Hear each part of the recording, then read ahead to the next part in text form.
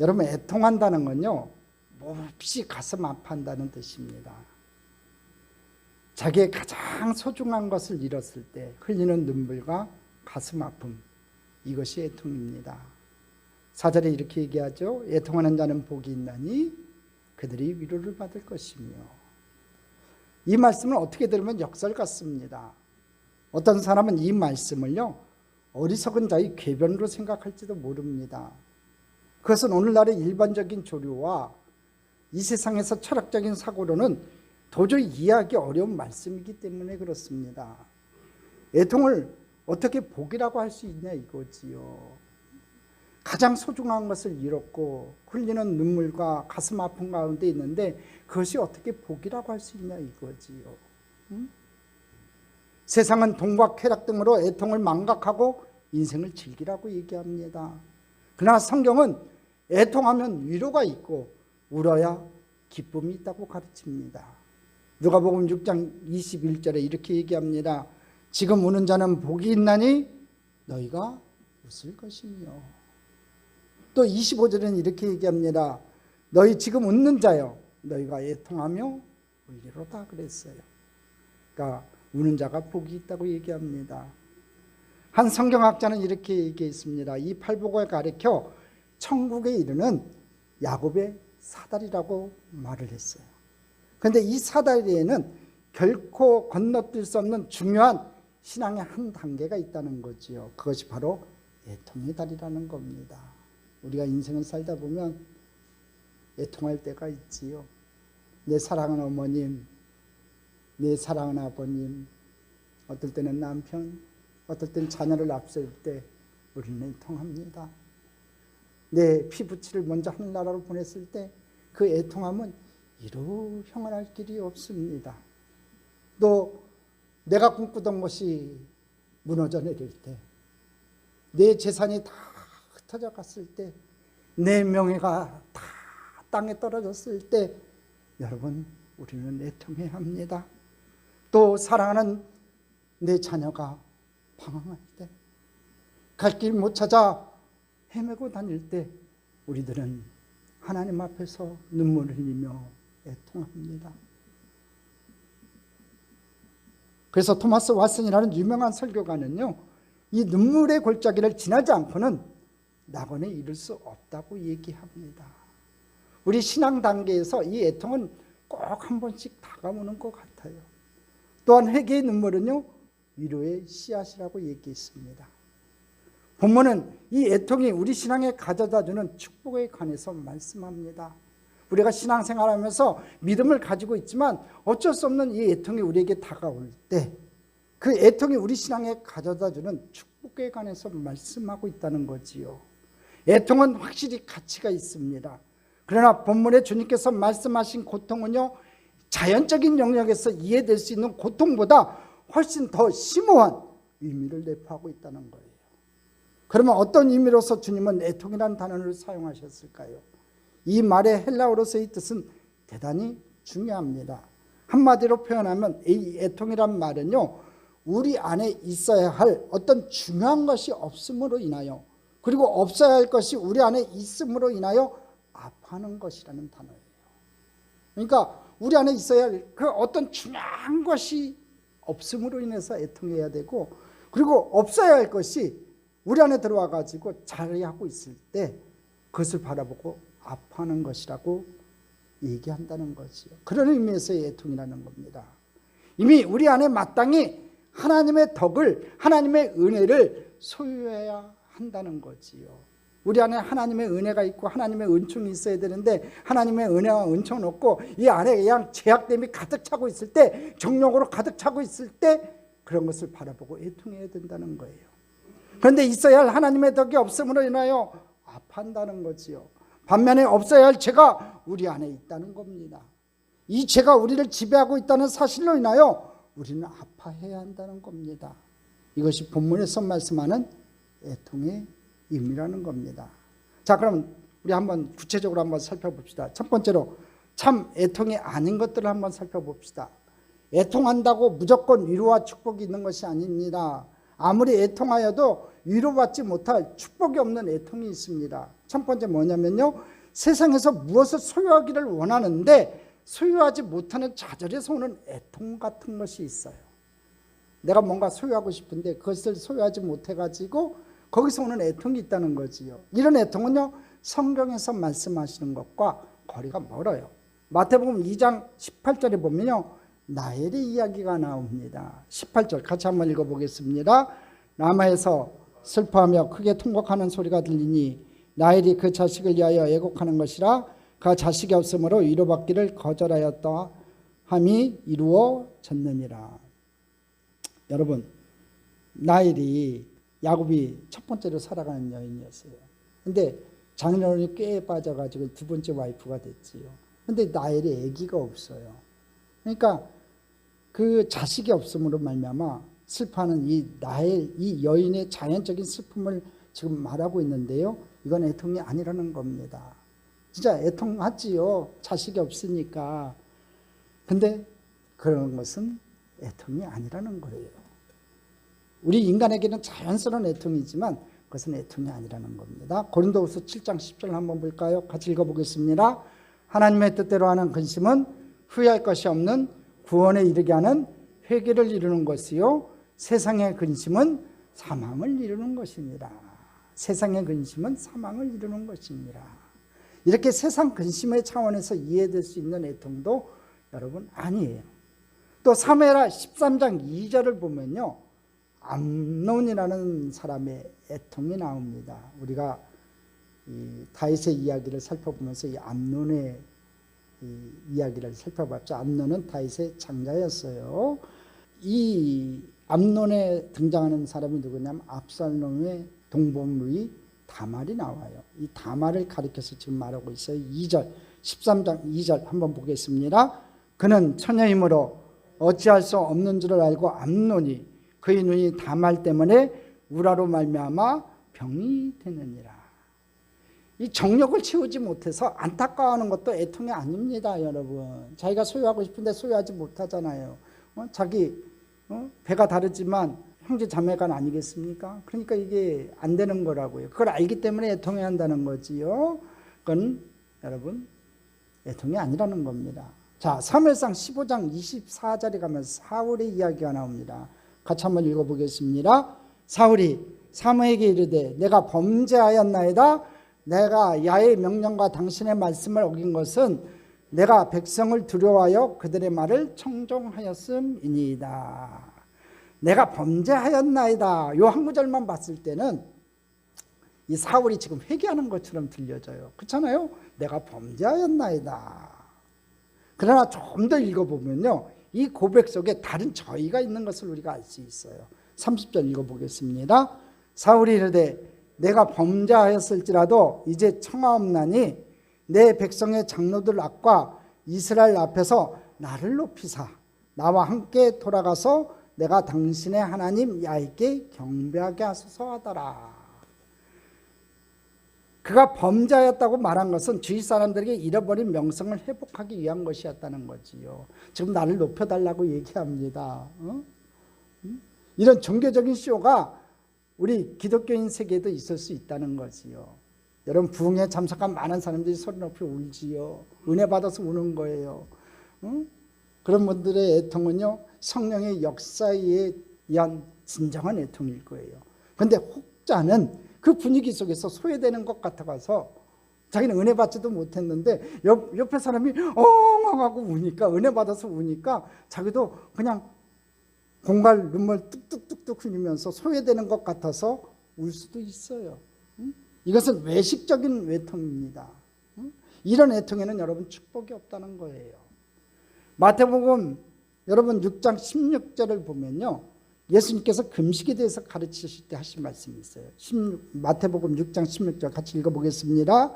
금식할 때 너희는 외식하는 자들과 같이 슬픈 기색을 보이지 말라. 그들은 금식하는 것을 사람에게 보이려고 얼굴을 흉하게 하느니라. 내가 진실로 너희에게 이르노니 그들은 자기 상을 이미 받았느니라. 이렇게 말씀하고 있어요. 자기가 금식하는 것을 표내기 위해서 얼굴을 그냥 찡그린다는 거지요. 이렇듯 외적인 경건으로 내적인 것을 대신해 보려는 이 외식적인 의미의 애통도 본문에서 말씀하시는 것과 상관이 없어요. 자, 두 번째, 참 애통이 아닌 것들, 죄의 결과로부터 오는 두려움의 애통이 있을 수가 있어요. 마태복음 27장에는요 두려워하고 있는 유다의 얼굴이 그려져 있습니다. 스승을 은 30에 판 그는요 자기 죄 때문에 두려워합니다. 그리고 그의 죄를 뉘우칩니다. 그러나 유다는요 회개하고 있는 것이 아니에요. 성경에서 말씀하는 진정한 의미의 회개는요 아파하면서 주님께로 나오는 거예요. 그냥 집에서 엉엉 울고 끝나면요 여러분 그 회개가 아닌 거예요. 진정한 회개는요 여러분 아파하면서 하나님 십자가 앞에 코람되어 주님의 십자가 앞에 나와야 되는 거예요. 그 십자가 앞에서 내가 범죄하였나이다, 내가 죄를 지었나이다 하고 하나님 앞에 아뢰 수 있어야 되는 거예요. 그래서 진정한 용기가 있어야 된다는 거지요. 유다는 그게 없었다는 겁니다. 그러나 유다는 단순히 뉘우치며 그것이 가져오는 자기 잘못에 대한 두려움으로 인하여 애통하는 마음을 가져요. 이것은 애통이 아니라는 거예요. 창세기 4장 13절에 보면요 자기 아우를 죽인 가인이 죄의 결과를 생각하며 두려워하는 모습이 있어요. 13절 같이 읽어보겠습니다. 가인이 야곱께 아뢰되 내 재벌이 지기가 너무 무거우니이다. 가인이 야곱께 아뢰되 내 재벌이 지기가 너무 무거우니이다. 자기 아우를 죽여놓고 그 벌이 큰 것을 알고 있었다는 거지요. 가인이 자기 죄의 결과로 그가 직면해야 할 결과에 대한 두려움 때문에 아파하는 그런 단순한 심적인 고통도 주님께서 말씀하신 애통은 아니에요. 여러분 우리가 저번 주에 같이 은혜의 말씀을 나눴던 마태복음 5장 3절에는 심령이 가난한 자에 대해서 말씀하시면서 이 가난은 철저하게 영적인 가난이라는 것을 주님께서 강조하셨어요. 마찬가지로 이 애통도 영적인 거예요. 참으로 애통해야 할 것을 애통해야 하는 가치 있는 애통을 가르치고 있다는 거지요. 오늘 우리가 살고 있는 이 시대는요 울지 않을 것을 인하여 울고 있고 반면에 울어야 할 것을 인해서는 오히려 울지 않고 있는 왜곡된 가치관을 가지고 살아가고 있어요. 이는 성경이 말씀했듯이 피리를 불어도 춤추지 않는 세대고 애곡하여도 울지 않는 세대와 같다는 거지요. 그렇다면 주님께서 애통하는 자는 복이 있다고 말씀하실 때 참 애통의 의미는 무엇일까요? 두 번째, 참 애통의 의미를 한번 살펴봅시다. 죄에 대한 애통입니다. 시편 51편에 보면요 다윗은 이렇게 고백합니다. 같이 읽어보겠습니다. 물은 나는 내 죄가를 아오니 내 죄가 항상 내 앞에 있나이다. 밧세바를 범하고 우리아를 전쟁터에 내보내서 죽이고 그 다음에 자기 죄가가 드러났을 때 하나님 앞에 무릎 꿇고 고백하는 고백이에요. 물은 나는 내 죄가를 아오니. 그는 하나님 앞에서 자기의 죄를 봤어요. 그리고 하나님과 올바른 관계를 맺지 못하는 자신의 모습을 보면서 아파하며 주님께 돌아가기를 열망합니다. 자신의 죄로 인하여 다윗은 아파하고 있습니다. 이것이 성경에서 말씀하고 있는 애통이라는 겁니다. 여러분 저번 주에 배웠던 이 가난한 마음은요 자기를 발견할 수 있도록 인도해요.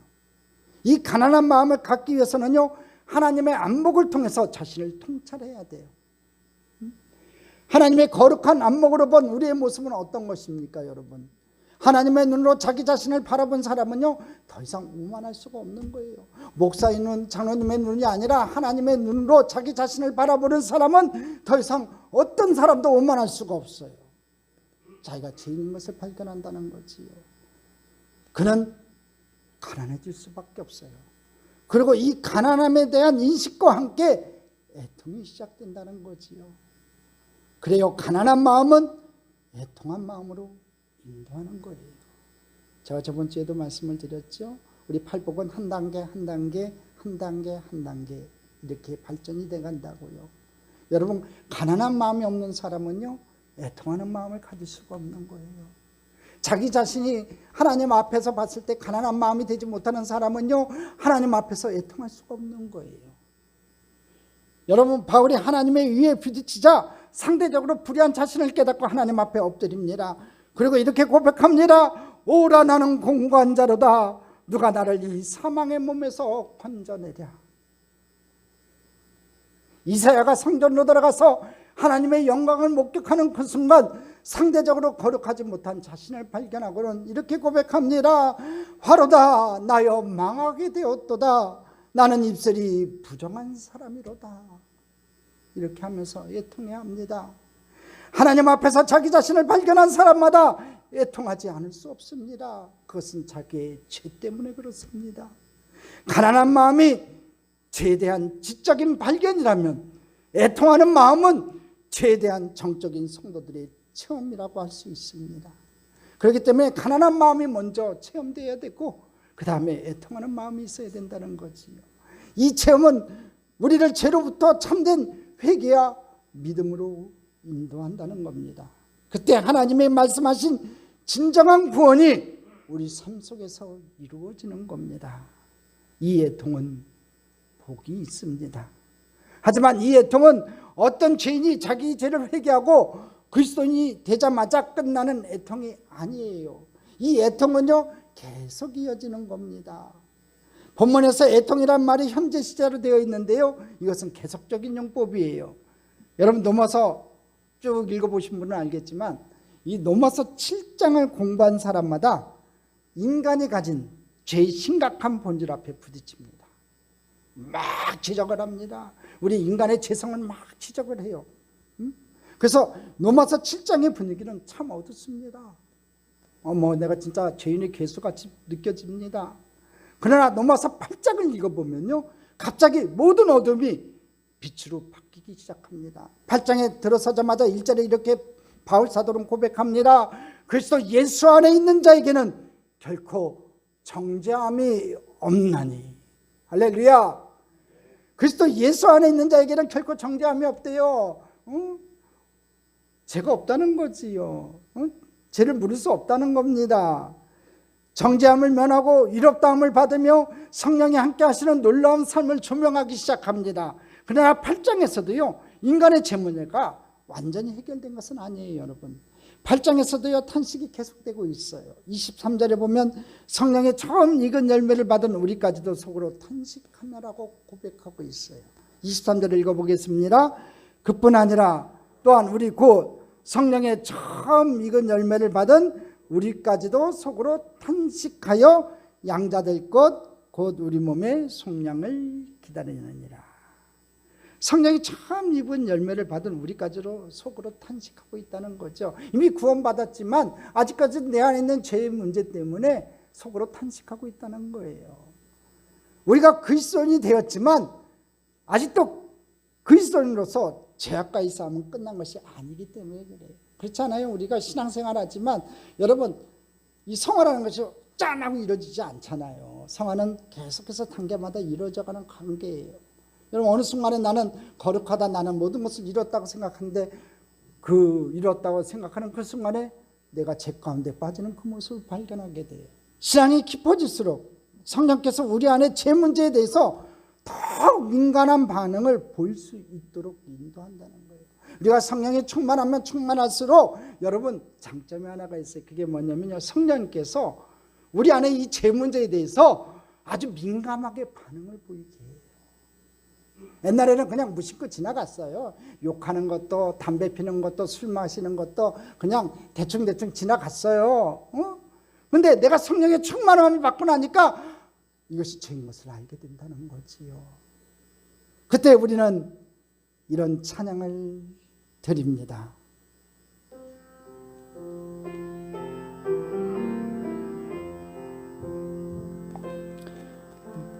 죄짐 맡은 우리 구주 어찌 좋은 친구인지 걱정 근심 무거운지 우리 주께 맡기세. 주께 고함 없는 고로 복을 받지 못하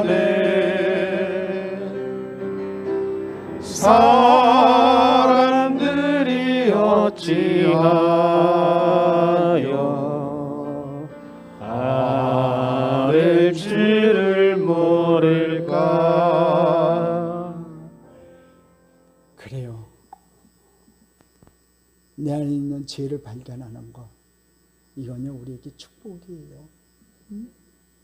예수 그리스도를 닮은 거룩한 인격으로 인도하기 때문에 그래요. 세 번째, 애통의 복이 있습니다.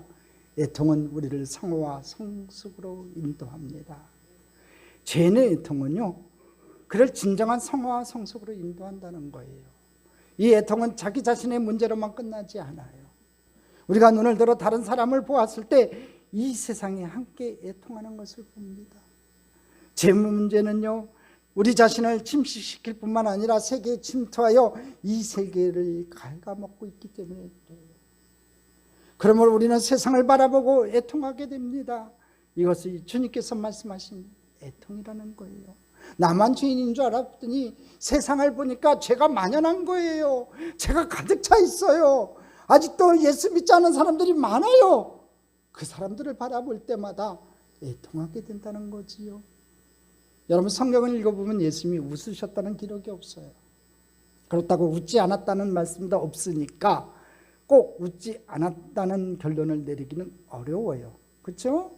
여러분, 예수님께서 웃지 않으셨다, 그러니까 예수님이 웃으셨다는 기록이 없어요. 근데 또 성경에 보면 예수님이 웃지 않았다는 기록도 없어요. 그러니까 예수님께서 꼭 웃지 않았다는 결론을 내리기는 어려워요. 근데 예수님이 우셨다는 기록은 아주 자주 볼 수 있어요. 나사렛 무덤 앞에서, 제가 가져온 죽음의 상처 앞에서 눈물을 흘리시는 주님의 모습이 있어요. 또 감난산 위에 올라가셔서 멸망할 예루살렘 성을 굽어보시며 주님은 우셨어요. 이스라엘 백성들은 보지 못했지만 AD 70년 로마의 디도 장군에 의해서 죄 때문에 돌 하나도 돌 위에 남지 않고 파멸해야 할 예루살렘 성전을 바라볼 수 있었기 때문에, 그리고 그 도성 안에 멸망할 수밖에 없는 수많은 신명들을 생각하시며 주님은 울고 계셨어요. 이와 같은 주님의 애통은 하늘나라의 복음을 전하지 않을 수 없는 거룩한 열정으로 타올릴 수밖에 없었어요. 오늘도 성도님들이 다른 사람을 바라보며 애통하는 마음을 가질 때 이로 인해서 선교의 장으로 갈 수밖에 없어요. 전도할 수밖에 없어요. 그리고 그들을 섬길 수밖에 없어요. 오늘 저와 여러분도 마찬가지라는 거예요. 죽어가는 그 영혼들을 보며 애통하는 마음을 가질 때 우리는 가만히 있을 수가 없어요. 나가서 예수 믿으세요. 예수 믿으세요. 예수 믿어야 천국 갑니다. 담대하게 전할 수밖에 없다는 거지요. 그리고 다른 영혼들에 대한 그 부담은 다른 사람들을 섬기게 됩니다. 죄에 사로잡히며 상처를 받으며 죄로 인하여 괴로움을 당하는 영혼에 대한 아픔은 우리를 함께 울도록 만듭니다. 이 애통이 우리를 선교와 봉사의 자리로 이끌어간다는 거지요. 저 아프리카에, 저 남미의 밀림 속에서 아직도 예수를 모르고 있는 그 많은 미종족, 그 원주민들을 향해서 그 안타까운 마음을 가지고 선교의 자리로 갈 수밖에 없다는 거지요. 제가 우리 개인을 어떻게 파멸시켰는가를 바라보기 시작했을 때 그 애통은 우리를 회개와 믿음으로 인도하여 우리를 구원한다는 겁니다. 성도의 애통은 마침내 죄를 버리게 만들고 죄를 지배하여 우리를 거룩한 성화의 자리와 성숙의 자리로 인도한다는 거지요. 애통이 없으면 이게 없다는 거지요. 내가 죄 지었는데도 불구하고 그 죄 지은 거에서 만연해가지고 그냥 당연한 걸로 여기고서 그렇게 살아가면요, 여러분 그 사람에게는 구원이 없는 거예요. 내 죄를 바라보고 우리 아직 예수 믿지 않는 사람들의 그 죄를 바라보며 애통하는 마음을 가질 때 내가 회개하게 되고 그들에게 나가서 복음을 전하게 되고 내가 진정으로 죄를 지배하게 되고 죄를 버리게 되고, 그래서 우리가 모두가 거룩한 성화의 자리와 성숙의 자리로 인도함을 받게 된다는 거예요. 그래서 애통에는 복이 있다는 겁니다. 할렐루야.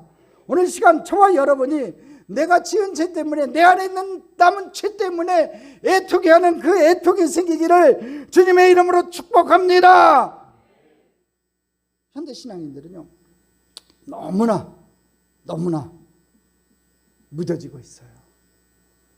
이 말씀의 홍수 시대에 살다 보니까 이 말씀도 여러분 뭐 케이블 TV 딱 틀면 뭐 좋은 말씀 주르륵 그냥 줄이어서 이어지잖아요. 말씀의 홍수 시대에 살다 보니까 말씀이 갈급하지도 않고요. 기도도 그렇게 갈급하지도 않아요. 기도하나 안 하나 똑같은 것 같아요. 그렇게 신앙생활 한다니까요. 그러다 보니까 내 안에 있는 들어와 있는 또 안에 들고 있는 이 죄, 이 죄의 문제에 있어서도 빨리 털어버리려고를 안 해요. 하나님 앞에 나와서 회개하려고도 안 해요. 하나님 앞에 나와서 눈물 흘리지도 않아요. 우리 성도들에게 가장 사라지고 있는 게 뭔지 아세요? 회개의 눈물이에요. 눈물이 메말라가고 있다고요. 내가 죄인으로서이다. 내가 죄인으로서이다. 내가 하나님 앞에 죄인으로서이다는 그 죄의식이 사라지고 있어요. 왜 그런지 아세요? 목사님들이 매일같이 이런 설교만 해서 그래요. 복받아라, 복받아라, 복받아라. 그런 얘기만 하니까 성도들이 거기만 아멘 아멘 하다 보니까 자기 죄에 직면하지 못한다는 거지요.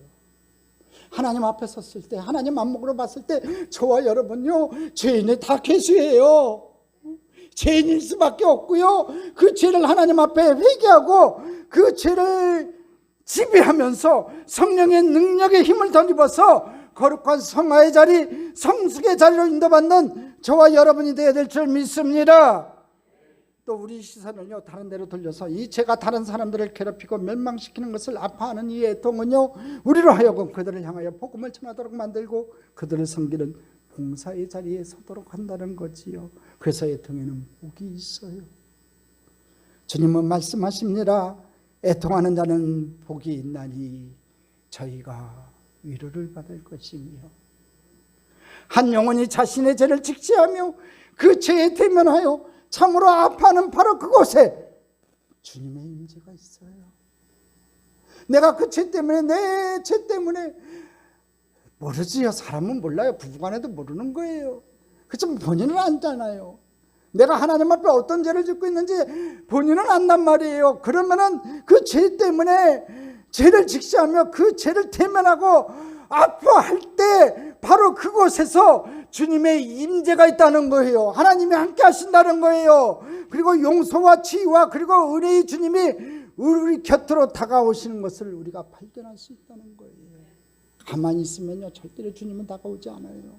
죄가 있는 곳에 우리 주님은 다가올 수가 없는 거예요. 여러분, 죄 있는 자를 갖다 정죄하지 마세요.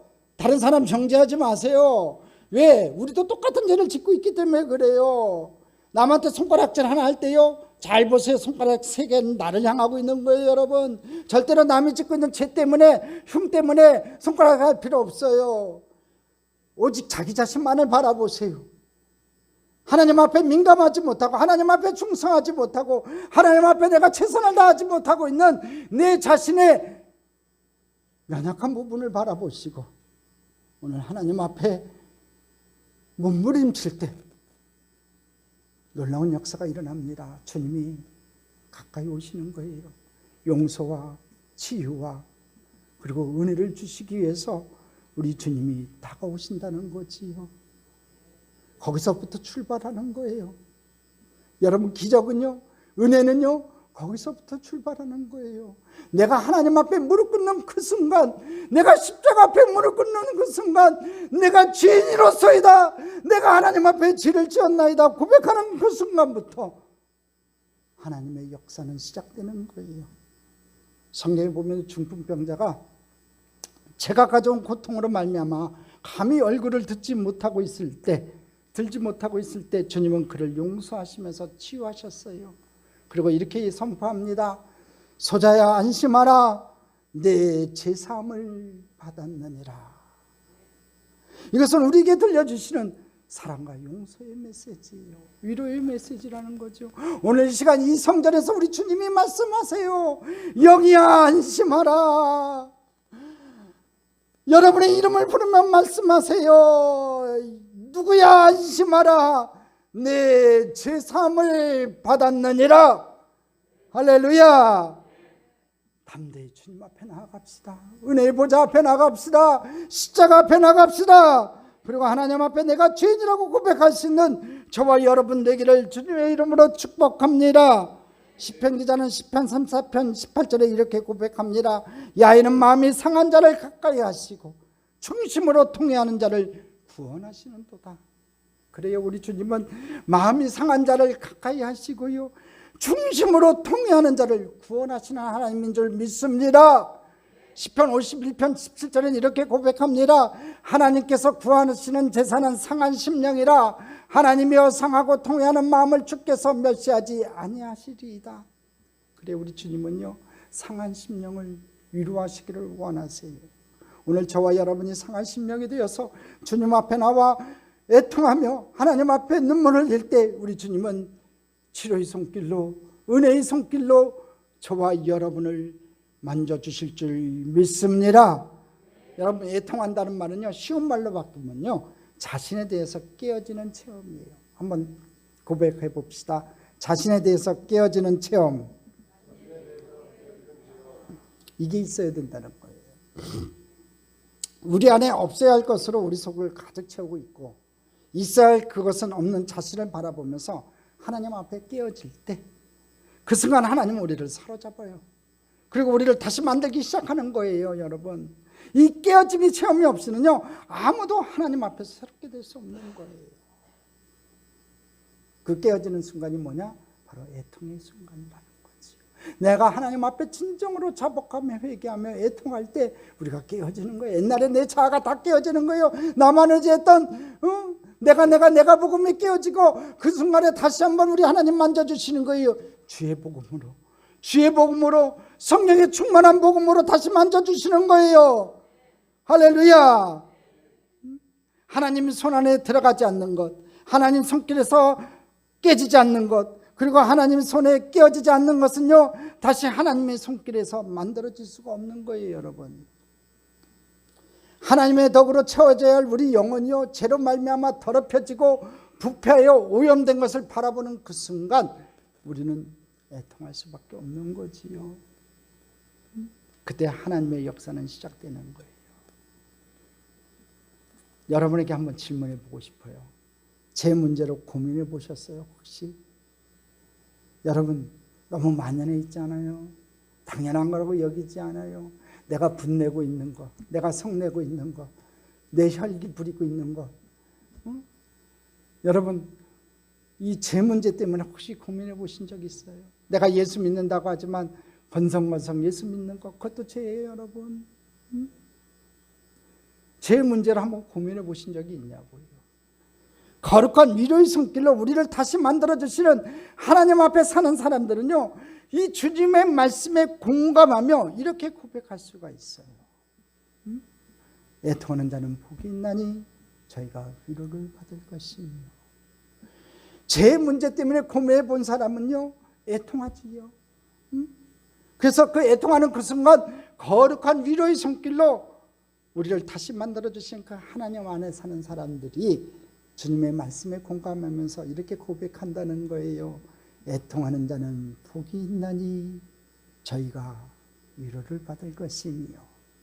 오늘 저와 여러분이 이 복을 받기를 주님의 이름으로 축복합니다. 네 번째, 애통의 복이 있어요. 위로를 받을 것이라고 했어요. 어떤 위로를 받습니까? 여러분, 위로라는 단어는요, 대단히 흥미있는 단어예요. 곁에라는 전치사와 부르다라는 동사가 결합된 거예요. 곁에 부름을 받아서 누군가가 서 계시다, 이 뜻이에요. 그러니까 주님은 성령을 뭐라고 얘기했냐면 보혜사라고 말씀했어요. 보혜사를 너에게 보내줄 것이라고 했다고요. 이 보혜사라는 말이요, 똑같은 말이에요. 함께 하셔서 도와주시는 분, 곁에 부름을 받아서 서 계신 분, 바로 보혜사 성령님이세요.